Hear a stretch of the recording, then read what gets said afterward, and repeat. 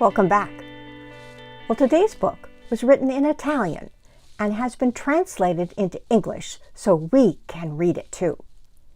It's about a mysterious box which arrives in the woods, and a bear, a fox, a rabbit, a squirrel, and an owl, friends, can see that something or someone is hiding inside the box, but that someone doesn't want to leave. Doesn't want to leave the box, not now, maybe not ever. Who is the creature inside the box, and how can they get it to come out? Let's read.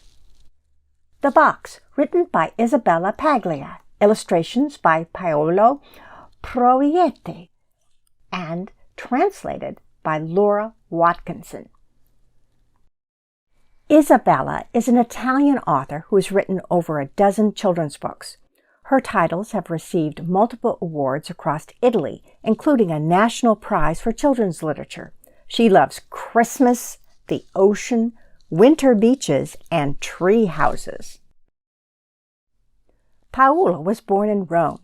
Passionate about manga and anime since childhood, he attended an art school and course in graphics and visual communication at the International School of Comics in Rome.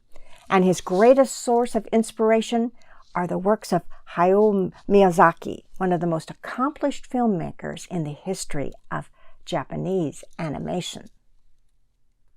Laura translates into English from Dutch, Italian, and German. She studied medieval and modern languages at St. Anne's College at Oxford University, and then after living in London for several years, relocated to the Netherlands. She now lives in a very tall, thin house on a canal in the center of Amsterdam. What was that box doing there, in the middle of the forest? It was a mystery. One morning, the animals woke up and, surprise! There was a strange box with 2 holes in the side, big enough for someone or something to fit inside, big enough to hide in. A box with eyes? How did it get here? When did it arrive? Who could have brought it into the forest? The curious animals wondered. Hey, I think there's someone inside. The box started to shake. Everyone jumped. Yes, there really was someone in there. Welcome to the forest, the animal shouted, so that whoever was inside the box could hear them. But the box was silent and did not move. Come on out. It's springtime. The sun is shining and making us nice and warm. There's no need for you to stay hidden away in the dark. No! The box gave a cry. The voice creaked and croaked as if whoever was in there had a really dry throat. But it clearly said no. The animals took a step back. They don't want to come out. But why not? Maybe they feel ugly or different or like they don't belong, said Bear.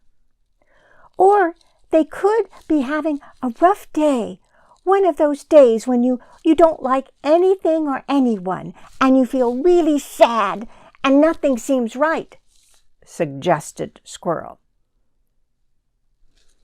Something bad might have happened to them out here and now they're scared, Fox said. Perhaps they came out and met someone who was mean and greedy with big sharp claws, so they decided they'd rather stay inside the box, Hare squeaked. Well, if that's true, we could be frightening them, Owl said.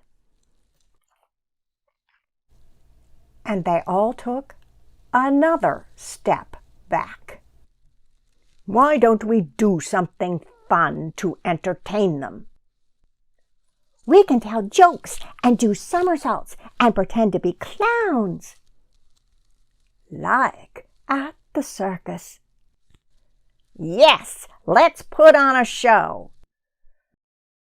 Dressed in costumes and full of goodwill, the animals put on the greatest show the forest had ever seen, with music and performances and bright shiny colors. But nothing happened. The sun was sitting on the horizon. The box was still firmly closed. All right, let's try again tomorrow, the animals said, still not losing hope. The next morning, the animals had a meeting. What we need is another idea. How about a party?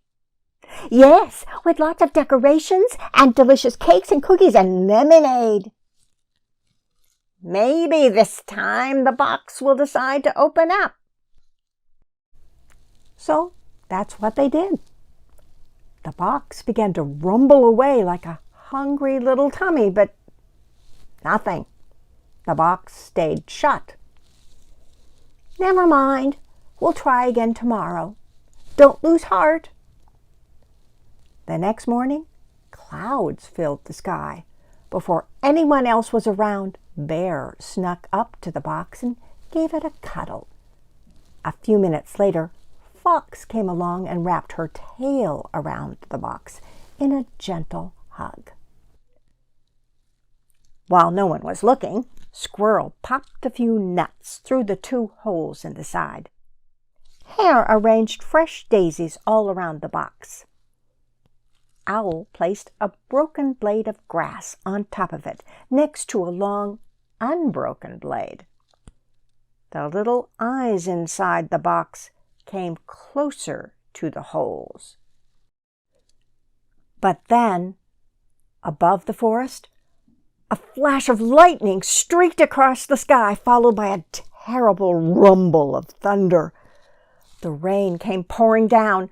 The animals knew they had to do something, and fast.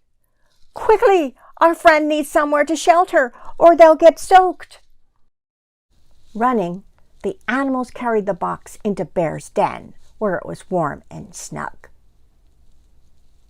Are you okay in there, little friend?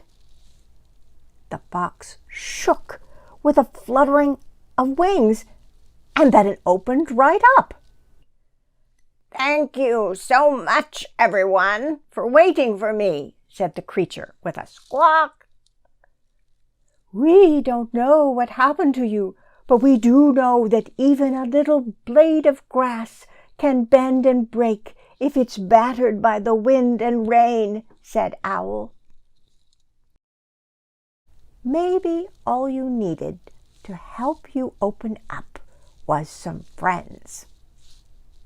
Us. The end. So, it was a parrot inside that box. I was surprised, weren't you? I thought maybe a mouse, a hedgehog, but not a parrot. It was kind of cool, right? And I kept thinking, sometimes I can be like that parrot. I can be real hesitant about new people.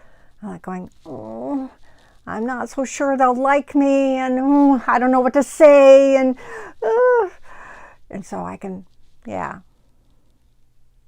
take a long time to warm up. Does that happen to you?